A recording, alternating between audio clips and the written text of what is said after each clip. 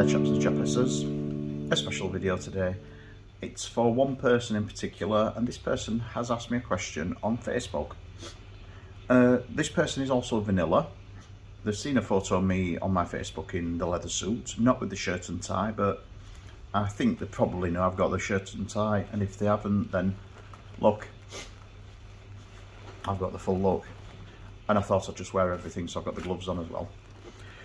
But the question I was asked is, what is it actually like to wear full leather? Or what is it like to wear a leather suit? And what made me want to get a leather suit? Well, for me, my passion for leather started, I was too young to even remember it, but I used to see people on TV in leather trousers and leather jackets, and the shine was the thing. The shine on TV is the only thing you can engage with the leather, and that was what initially started me wanting shiny trousers and shiny materials and shiny fabrics. Leather was the obvious one because it's got semi-shiny. It's quite shiny. Some leathers are shinier than others. These aren't actually my shiniest. And the shine was the base thing that started me off. As I say, you watch them on TV, you can't engage with any other part of the leather. You can't smell it when it's on TV. You can't hear you can't usually hear the creaks unless they're added in for dramatic effect. Because to be honest, a lot of the time leather is actually fairly silent. This suit, if I've not got the gloves on, it's not too bad for creakiness. The shirts are one of the creakiest bits actually, because when you layer and leather rubs against itself, then it creaks. And that's how I started wearing leather. And I all the way through being a child, I wanted leather. I wanted leather trousers in particular. Leather trousers was the big attractor for me. I don't know what the thing was with cladding my legs in leather, why my legs above my upper body, but I suppose it's because your trousers, you don't tend to wear something underneath, whereas if you bought a jacket or even a waistcoat, you'd wear a shirt or a t-shirt, so you're not getting the leather against your skin feeling and the base layer of leather. But it took me a while to actually get into leather and start wearing it. And when I did start wearing it, I've always had a bit of a thing for the formal look and the suit look. I've always liked to wear a suit. I enjoy wearing a suit, but it has to be a nice suit. And it was the thing of combining two of my loves, so my love of leather and my love of suits, and it naturally, you want a leather suit, and that was basically what did it.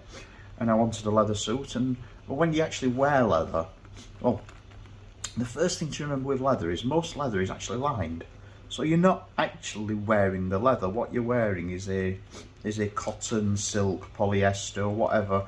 You're wearing the lining, so you've not got the leather against your skin. So you're not, in my legs here, in my trouser legs here, there's a lining inside, and it goes down probably to about there. So apart from the very bottom there, my legs aren't actually in the leather trousers. They're in some trousers that are inside. So I'm essentially wearing shorts inside them. And it's the same with the jacket. I mean, jacket's lined, waistcoat's lined, and even the shirt is lined. So you're not actually wearing the base layer of leather against your skin. Now, you can get unlined leather, sorry, and a lot of people do cut the linings out, but that's not my thing. I like to feel the lining and make sure that it's an element of protection for the leather itself. So as I say, you don't actually feel that you're wearing the leather. However, when you have got leather on, I mean, the gloves are lined as well, but if I take the gloves off, now the difference is that if you're a person who sits with your hands on your knees like that or anything like that, you're touching leather, and so you've got the base feeling of the leather on your skin then, and it's the smoothness and the shininess, and that's what just attracts me so much to wearing leather. And being in more leather is good because you've got the layers of leather, and none of your body is not covered in leather, so all your body's got leather over it. I mean, there are extremists who even they'll wear a leather suit. In fact, one guy I know on Instagram, he will wear a leather suit, and then he's got an anatomical mask that's also made of leather. And it's got, I don't even think it's got holes for the eyes. It's only got nose holes. I don't think it's got mouth or nose holes. And if you're into that sort of thing, that sort of enclosure, then yeah, you can understand it. I mean, not so much in leather, but in latex, there are masks that are made by a company in Germany, and these masks are so extreme for the full encasement and full enclosure that they have tubes that go up your nose, and the tubes are 20 centimeters long. So you push them in, and the only bit of your body that is exposed to the outside air is 20 centimeters in your nose. Because if you imagine you're in a full latex suit, latex cat suit sort of thing, especially if it's zipless, because there is a zipless type that you put it on through the neck or even the face. So that there are, because latex obviously stretches, so you can stretch the neck of a latex suit to get it over your body. And there are zipless latex suits. So if you imagine that, and then one of these particular masks, they're made by a company called Studio Gum. And if you imagine one of those masks, and the mouthpiece goes into your mouth, so you have a rubber mouth, you have a tongue liner, and you have teeth built into the mask, so it's rubber, goes into your mouth. My idea of hell, I would gag, and then the tube's going down the nose, and the eyes are covered with translucent rubber, as far as I'm aware. Could be something else, but it looks like translucent rubber latex, something like that. So you are totally and utterly encased in rubber, and none of your body is exposed to the outside world except a couple of holes that go right down your nose passage. Now, I've done an article about this a few weeks ago, and what are the few photos and the few videos I can find of people putting these on and taking these off is, first of all, they tend to gag when they're putting them on, because you're putting a big mouthpiece in. If you imagine when you have your teeth, when you have teeth drilled at the dentist and you're wanting to get like a cap or a crown, and they put a thing into your mouth and you have to bite into it. Well, imagine that made of latex in your mouth. That's for me. And then, even worse, you're pushing something down your nose, so you get the gag reflex when they reach the back of your throat. Now, Studio Gum do a shorter tubed version. In fact, I think the smallest there is 2.5 centimeters. So they just go up into your nostrils.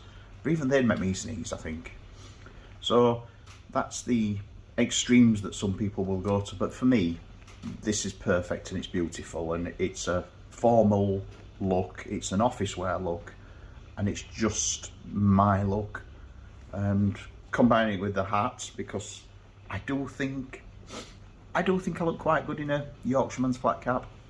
I am a Yorkshireman after all, so even if it is made of leather, I would be interested to find this in latex, but I'm not sure whether the structure of the latex would hold up, but you never know. But I hope you enjoy seeing me in my leather suit. I certainly enjoy being in it, and I certainly enjoy doing these talks for my friends. And even though I know the person that this is directed at is not into the fetish scene at all, which I am. I don't know if you didn't know that, but if you didn't, you do now. I do go to fetish nights. I dress in latex, I dress in leather, I dress in PVC. So if you do want to give me a follow on my blog, I will by all means give you a bit of free access so you can see what I'm all about when I get into my fetish side, because it's not as vanilla as you think, but it's not as filthy. And that's the final thing I wanted to touch on, is the fetish scene. There's two sides to it, and I can understand one of my friends, a different friend, he doesn't like going to fetish clubs. And to be honest, they're not my favourite place to be.